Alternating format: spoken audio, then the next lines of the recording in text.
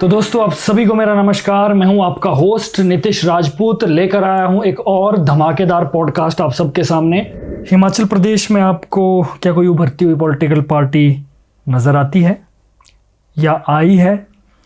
आपके हिसाब से आपने कोई बदलाव देखा राजनीति में या कुछ नोटिस किया? मैंने कोई पॉलिटिकल पार्टी तो नहीं देखी है। जो मेन दो पॉलिटिकल पार्टीज़ हैं मैंने उसी के बारे में ज़्यादा सुना है, उसी के बारे में हमने देखा है, वही ज़्यादातर जीतती रहती हैं। और एक चीज़ जो मैंने नोट की है ना, वो ये नोट की है कि अब क्या होता है ना, अगर दो व्यक्ति खड़े हैं किसी जगह से, मान लीजिए एक कॉन्स्टिट्यूएंसी से दो लोग खड़े हैं इलेक्शन में, तो उसमें अब जो जीतने का मार्जिन है, जो वोट मार्जिन है, वो कम हो चुका है। जैसे पहले लोग 50-50 हज़ार वोट से या 1-1 लाख वोट से जीता करते थे, आज वो जीतने का जो मार्जिन है वो 1,000-2,000 वोट रह गए। तो इसका मतलब ये है कि जनता कंफ्यूज्ड है। अच्छा, जनता को क्लियरली समझ में नहीं आ रहा है कि उसको किसके साथ जाना चाहिए, क्योंकि उसने दोनों देख लिए हैं। अब बहुत साल हो चुके हैं हिमाचल प्रदेश में दो पार्टियों का चलते हुए, तो लोगों ने देख लिया कि दोनों ने काम नहीं किया।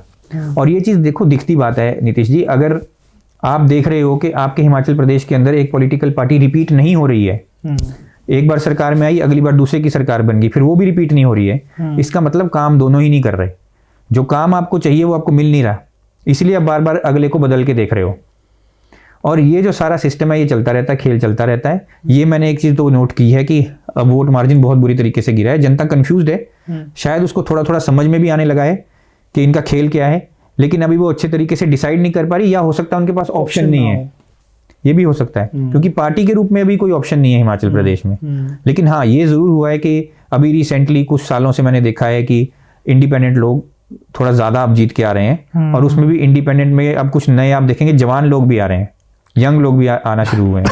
सॉरी, आपने इंडिपेंडेंट नेता की बात की। आपको क्या लगता है कि इंडिपेंडेंट वालों को जनता का सपोर्ट मिलना चाहिए? बिल्कुल, उसका मैं आपको एक सिंपल सा आंसर देता हूँ। देखिए, मैं ये नहीं कहूँगा कि आप फलाने नेता को अब सपोर्ट करना शुरू कर दो अचानक से। सबसे पहले अपना एक क्राइटेरिया जनता को ज़रूर बनाना चाहिए कि क्राइटेरिया मेरा क्या है वोटिंग का।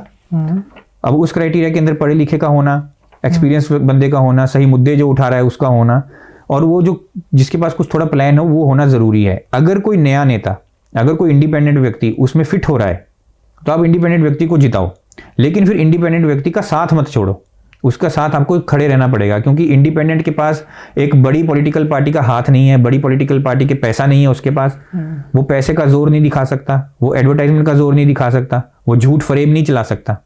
तो अगर आप उसका साथ नहीं दोगे, अगर आप उसका साथ एक बार दे करके छोड़ दोगे उसका हाथ, तो वो बेचारा फिर कैसे आपकी कोई मदद कर सकता है। तो उसको थोड़े समय तक आपको उसका साथ जरूर देना पड़ेगा।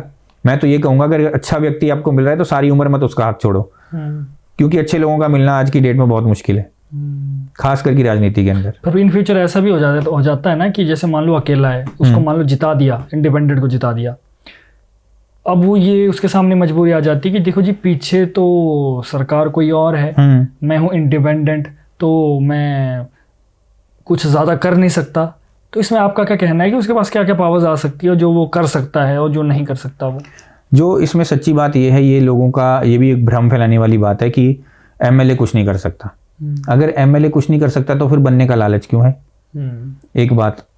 दूसरी बात, एमएलए के पास भी पावर्स होती हैं करने की। एमएलए का भी अपना फंड आता है अपनी कॉन्स्टिट्यूएंसी के लिए, वो अपने फंड का इस्तेमाल करके अपनी कॉन्स्टिट्यूएंसी के कुछ काम तो कर ही सकता है अपने से ही, जिसके लिए उसको परमिशन की भी जरूरत नहीं है। फंड निकलवाने के लिए उसको परमिशन की जरूरत है, और वो रोक नहीं सकते, क्योंकि कॉन्स्टिट्यूएंसी का पैसा वो कॉन्स्टिट्यूएंसी के पास ही जाना है, वो किसी और के पास नहीं जाना है, पहली बात।